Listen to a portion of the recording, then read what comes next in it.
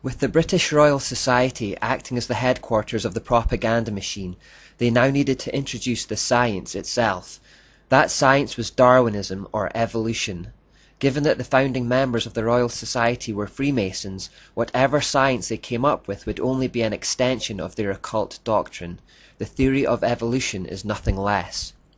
In The Meaning of Masonry, W. Elm Wilmshurst reveals the worldview underpinning the new Masonic science.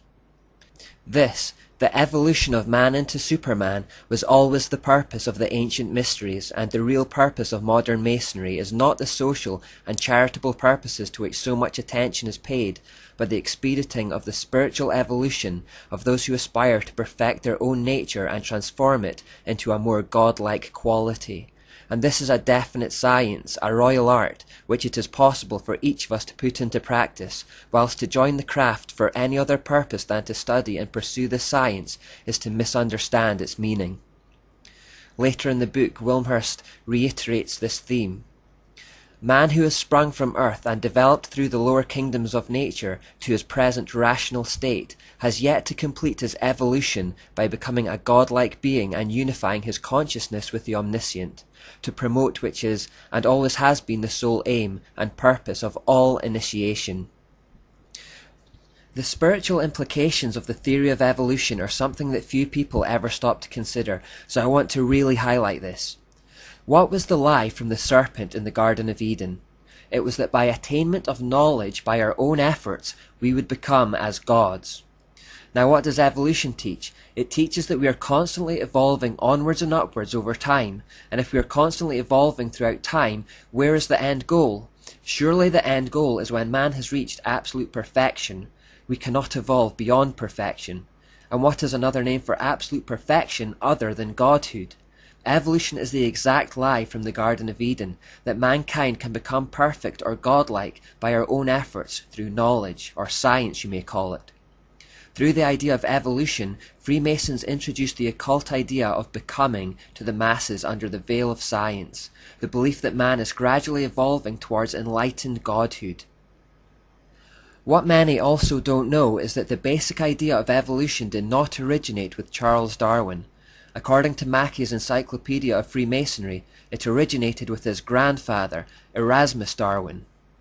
Dr. Erasmus Darwin was the first man in England to suggest those ideas, which were later to be embodied in the Darwinian theory by his grandson, Charles Darwin, who wrote in 1859, Origin of Species. Now Erasmus Darwin was the founder of the Masonic Lunar Society. According to author Ian Taylor, the Lunar Society was active from about 1764 to 1800, and its prominent influence continued long afterwards under the banner of the British Royal Society. The group's name owed itself to the fact that the members met monthly at the time of the full moon, which suggests some kind of link to the goddess Ashura again. The membership of this group boasted such luminaries as John Wilkinson, James Watt, Matthew Boulton, Joseph Priestley, Josiah Wedgwood, and Benjamin Franklin. These men, along with other members, were given the title Merchants of Light. Mackey's Encyclopedia of Freemasonry says, before coming to Derby in 1788, Dr. Darwin had been made a Mason in the famous time immemorial lodge of Canongate, Kilwinning, No. 2 of Scotland.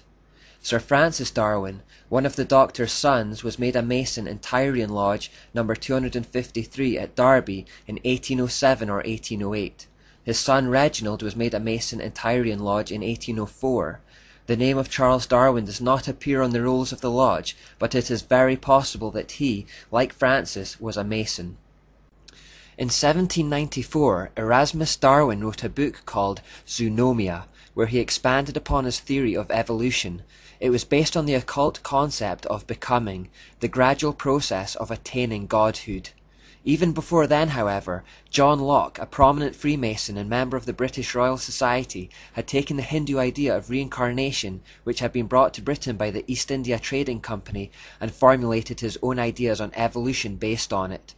The British Royal Society accepted his ideas, and they also received the support of the male members of the Darwin family at the time. 2 centuries later, this occult concept of becoming would be transmitted to Charles Darwin, and the Origin of Species would be born. So the evolutionary theory clearly had occult roots that predated Charles Darwin by a long way. These occult ideas were developed by Freemasons before Darwin brought it to public attention with his book. Now remember, the reason that we had deism was at least partly because people couldn't explain the origins of life without some kind of God. The general population understood that things don't just pop into existence uncaused. If we came home and found an elephant in our house, the first thing we'd ask is, who put it there? How did it get in the house? We understand that elephants don't just pop into existence. Things which begin to exist always have a cause. Therefore, one of the key problems for the evolutionary theory to solve was how life could arise from non-living matter. If life could come from chemicals by some kind of natural and undirected reaction, the need for God to explain the origin of life was eliminated. This concept is called spontaneous generation. It was the only way evolution could even get off the ground. Louis Pasteur wrote, "To bring about spontaneous generation would be to create a germ. It would be creating life. It would be to solve the problem of its origin. It would mean to go from matter to life through conditions of environment and of matter. God as author of life would then no longer be needed. Matter would replace him. God would need to be invoked only as author of the motions of the universe." Could the origin of life be explained without God? That was the key question. Well, after scientific testing, the idea of spontaneous generation was quickly destroyed and proved to be impossible by the law of biogenesis. It just couldn't happen. No mixture of chemicals or non-living matter ever produced life. This disaster should have meant that the theory never got off the ground. However, this didn't stop men of science from defying nature even to this day. Evolution still has no answer for the origin of life, and the whole enterprise continues on blind faith.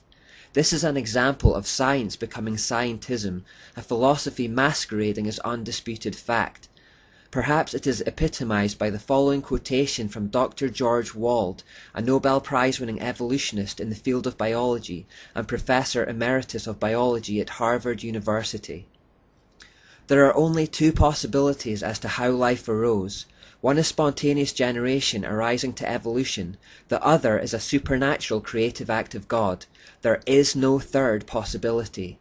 Spontaneous generation, that life arose from non-living matter, was scientifically disproved 120 years ago by Louis Pasteur and others. That leaves us with the only possible conclusion that life arose as a creative act of God. I will not accept that philosophically because I do not want to believe in God. Therefore, I choose to believe in that which I know is scientifically impossible." All evidence still pointed towards some kind of mind being behind the world. Charles Darwin himself unconsciously revealed this in statements like, "Natural selection picks out with unerring skill the best varieties." Statements like these suggest that nature has a mind. Only something with a mind can pick out or make any kind of decision at all, and if we're talking about something with a mind, what we're actually talking about is God. The idea that lifeless matter spontaneously generates life is actually found in an ancient Kabbalah concept called the golem. Isaac Singer writes, "The golem is based on faith that dead matter is not really dead, but can be brought to life. What are the computers and robots of our time if not golems? The Talmud tells us of an interpreter by the name of Rava who formed a man by this mysterious power. We are living in an epoch of golem making right now. The gap between science and magic is becoming narrower." In the article Towards a New Science of Life, EIR journalist Jonathan Tenenbaum makes the following statement. "Now, it is easy to show that Darwinism, one of the pillars of modern biology, is nothing but a kind of cult, a cult religion. I am not exaggerating. It has no scientific validity whatsoever. Darwin's so-called theory of evolution is based on absurdly irrational propositions, which did not come from scientific observations, but were artificially introduced from the outside for political, ideological reasons. Charles Darwin is a kind of prophet for scientism, who preached a new gospel, which is in fact the oldest lie of all time, that we're attaining godhood through enlightened knowledge, or becoming, as occultists call it. The Royal Society presented the theory to the world as undisputed fact, and today the media and education systems do the same. Most people have a blind faith in evolution simply because it's what they have been told is true. And this is exactly the plan. The masses are being manipulated by the controlled information flows. I repeat the Stephen Hawking quotation from the previous part. The greatest enemy of true knowledge is not ignorance, it is the illusion of knowledge.